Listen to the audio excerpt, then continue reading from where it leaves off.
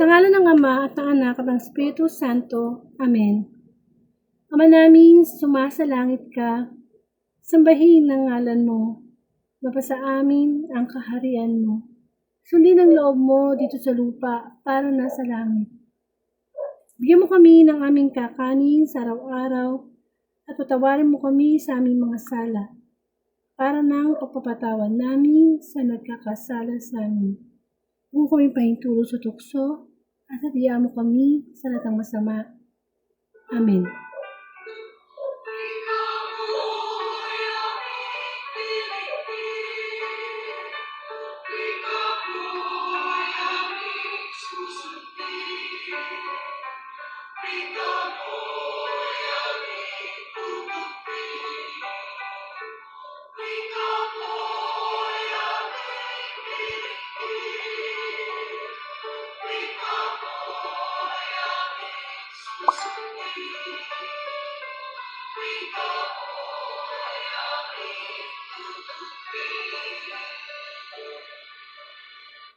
Ang mabuting balita ayon kay San Juan, papuri sa iyo, Panginoon. Tandaan ninyo ang namumuhay ayon sa aking aral, kailan may di makararanas ng kamatayan. Sinabi ng mga Hudyo, ngayon natitiyak naming inaalihan ka nga ng demonyo. Namatay si Abraham at ang mga propeta. Pero sinasabi mong hindi mamatay kahit kailan ang sino mang namumuhay ayon sa iyong aral. Dakila ka pa ba kaysa sa aming mga amang si Abraham? Siya'y namatay, gayon din ang mga propeta. Ano ba akala mo sa sarili mo? Sumagot si Jesus. Kung ako ang nagpaparangal sa aking sarili, ay walang kabuluhan. Ang aking Ama ang nagpaparangal sa akin at sinasabi ninyong siya ang inyong Diyos. Hindi niyo siya nakilala, ngunit siya ay nakilala ko. Kung sabihin kong hindi ko siya nakikilala, ako'y magiging sinungaling na tulad ninyo. Subalit, nakilala ko siya at ginagawa ko ang kanyang sinasabi. Natuwa ang iyong amang si Abraham nang mabatid na makikita niya ang araw ng pagparito ko. Nakita nga niya ito at siya'y nagalak. Dahil dito'y sinabi sa kanya ng mga Hudyo, wala ka pang 50 taon at nakita mo na si Abraham? Sumagot si Jesus, sinasabi ko sa inyo, bago ipinanganak si Abraham, ako na. Dumampot sila ng bato upang siya'y batuhin, ngunit nagtago si Jesus at lumabas ng templo. Mga kapatid, ang mabuting balita ng ating kaligtasan. Pinupuri ka namin, Panginoong Heso Kristo. Muli, kayo po ay nakikinig sa Word of God, Daily Gospel. At ngayon po, salamat sa Panginoon, March 26, 2026 na. Thursday Gospel po ang ating paninilayan bilang pagkain espiritual. So, yung binasa po natin, nagpapaalala lang sa atin ng mga sinabi ng Panginoong Jesus, yung ako'y si ako nga. Di po ba? Hindi yun maintindihan ng mga Hudyo eh. Kasi ang pagkakaintindi ng mga Hudyo, ng mga saserdote, ng mga tao, na very literal ng kanilang pagtanggap sa mga sinasabi ng Panginoong Jesus. Di po ba? Kamukha ano, sinabi ng Panginoong Jesus, na ang katawan ko,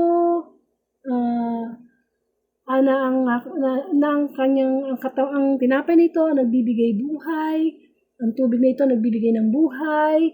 Yung bang mga akala mo na yung laman at dugo ni Kristo mismo literal, nakapag kinain mo, magkakaroon ka ng buhay. So, nililiteral nila. At sinabi dito sa mabuting balita na pinagbintangan pa siya na, talagang inahalihan niya ng demonyo ang Panginoong Jesus.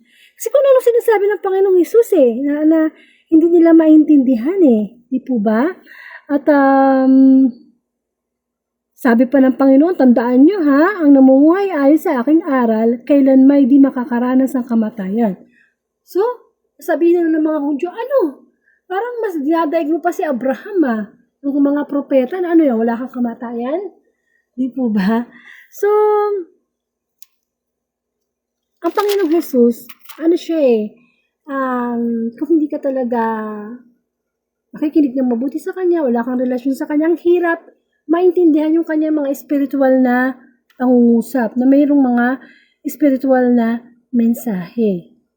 Kasi ang Panginoon Jesus, kiniklaim niya na siya yung Mesiyas, anak ng Diyos, na ang mga ginagawa niya mga himala, pagpapagamot, pagbuhay ng mga patay, lahat yun galing sa Diyos Ama. Ito ba? Lagi nga siya hinihinga ng ng himala. Pero sabi ng Panginoon, kung gusto niyo makita ang tunay na himala, makilala ang tunay na Diyos, hindi ba? Makiisa ka tayo sa Panginoong Jesus. Meron kasi makilala ang Diyos, ang Panginoong Jesus ng mabuti, kung wala tayong relasyon sa Diyos. So, ang Panginoong Jesus, sinabi nga niya na, ako na. Ibig sabihin noon, sa panahon pa lang na nililikha ng Ama ang mundo, nandun na ang Panginoong Jesus, kasama na ng Diyos Ama ang Panginoong Jesus. Baka akala natin, ang Panginoong Jesus sumulpot lang sa New Testament, no? Hindi. Sa panahon pa ng paglikha ng Ama, nandun na siya. Kaya nga nung likhain niya ang tao, di ba? Anong sabi ng Diyos Ama? Likhain natin ang tao na kawangis natin. So, nandun na ang Panginoong Jesus. Sa Juan din, sinabi na ang salita, sa pasimula pa, nandun ang salita, at ang salita ay nagkatawang tao, at ang salita ay Diyos. So, sino yung salita? Ang Panginoong Jesus. Tayo ba sa kasalukuyan ay namumuhay ng makadiyos? So, meron po ba tayong makadiyos na pamumuhay? Kasi napakahalaga po niyan na alam natin bakit nga ba tayo naging tao?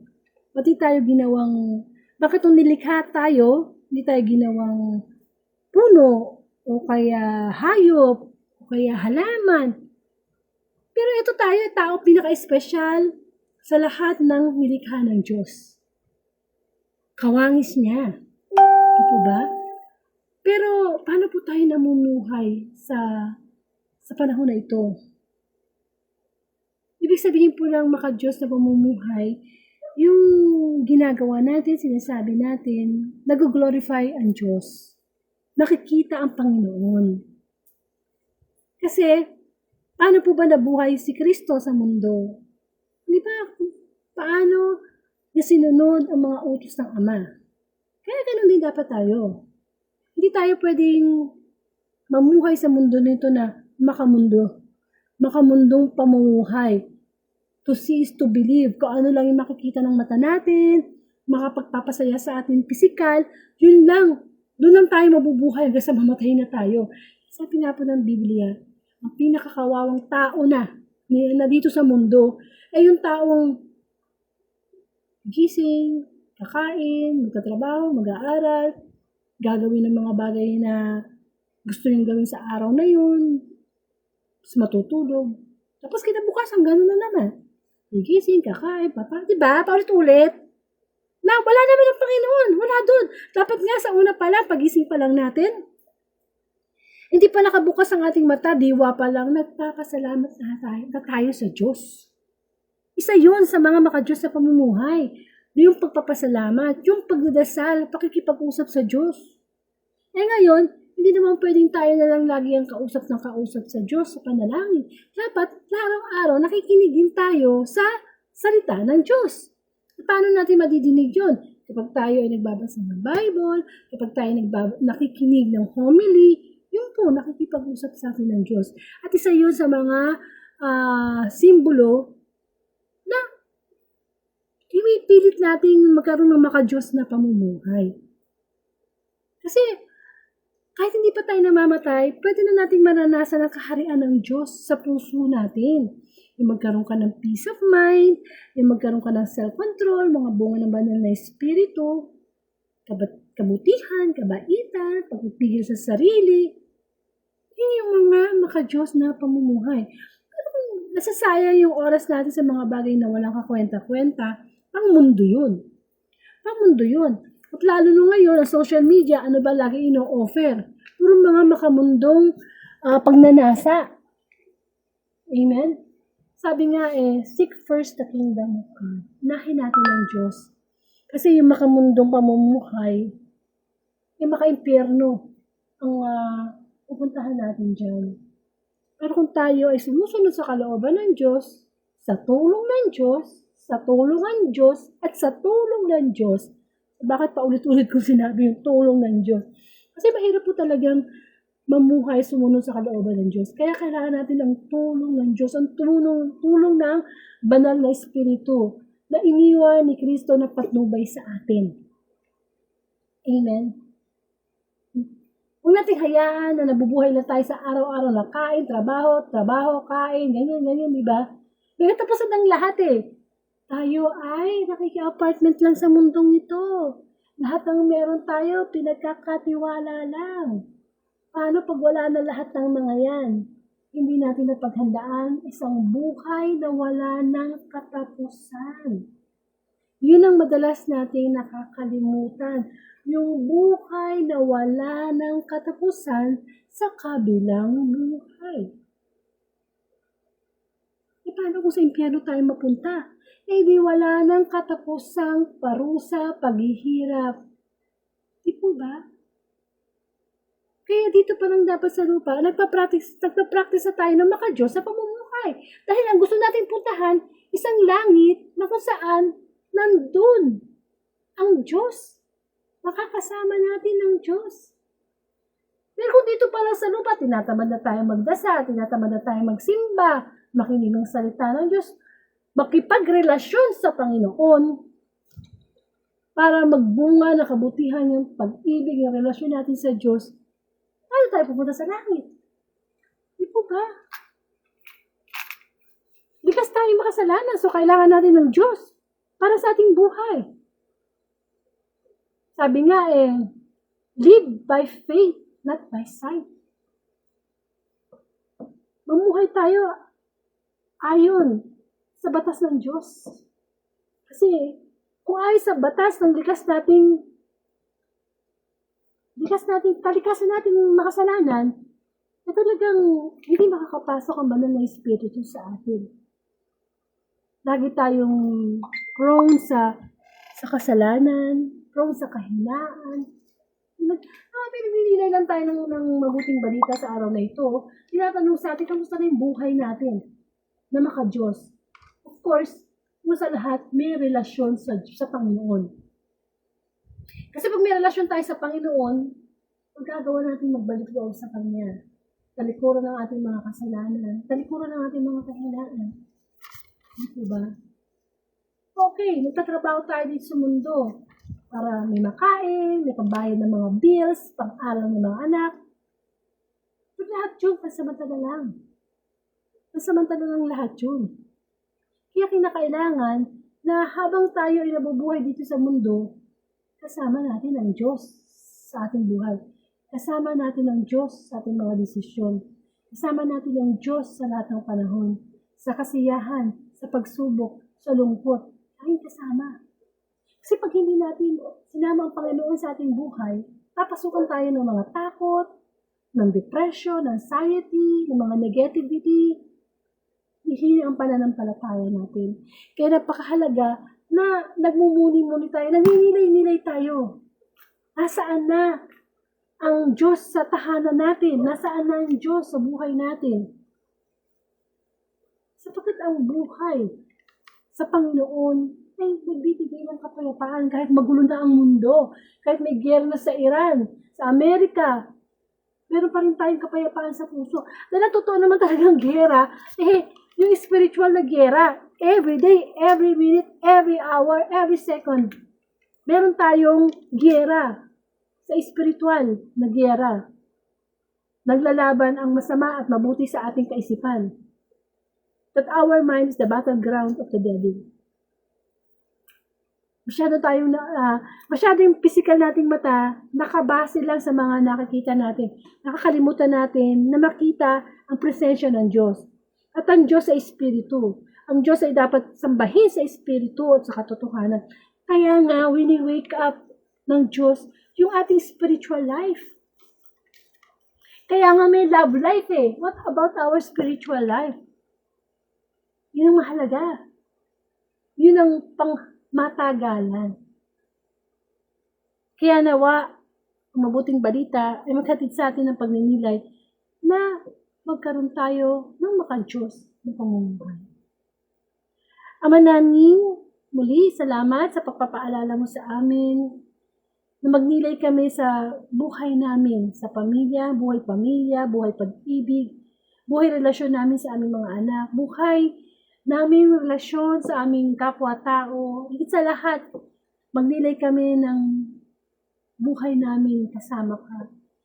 Ikaw ba'y lagi namin naalala? Naalala ba namin magpasalamat sa iyo, Panginoon, sa mga biyayang ipinagkakaloob mo? Naalala ba namin makipagrelasyon sa iyo, na mahalin ka, na masaktan kami sa tuwing kami nagkakasala, sapagkat ikaw ay ang sa aming sinasaktan, Panginoon. Magnilay kami na magkaroon kami ng makadiyos na pamumuhay, na kung paano namuhay ang Panginoong Jesus, ito'y tularan namin. Panginoon, bigyan mo kami ng makadiyos na pamumuhay na kung saan pag dumadating ang pagsubok, ikaw ang hinahanap namin. Kami sa iyo, kami umaasa ng kalakasan. Kung kami na makadiyos na pamumuhay na kung saan ikaw ang aming sinusunod. That your will be done, Lord. Tabagan mo kami, Panginoon. Doon mo kami na makaalis sa makamundong pamumuhay na nagdudulot sa amin sa kasalanan. Ang lahat ng ito'y dalangin ko sa iyo, Ama, sa pangalan ng anak, isa ng Espiritu Santo, sa ngalan ng Ama at ng Anak, ng Espiritu Santo. Amen. Maraming salamat, Panginoon, sa pagpaalala mo sa amin na ano na ba ang quality ng life namin ngayon. At ang gusto mo, kasama ka sa buhay namin. Ikaw ang driver ng buhay namin. Upang magkaroon kami ng makadiyos na pamumuhay. Muli pa-share na lang po itong today's gospel upang masunod natin ang Great Commission, ang pagpapalaganap ng mabuting balita, kamukha ng ginawa ni Kristo na nag-mission siya para ipalaganap ang mabuting balita ng ating kaligtasan. O ipagkakaloob po ni Lord ang March 27, 2026, Friday Gospel, may sama-sama po tayong magnilay sa mabuting balita. To God be the glory.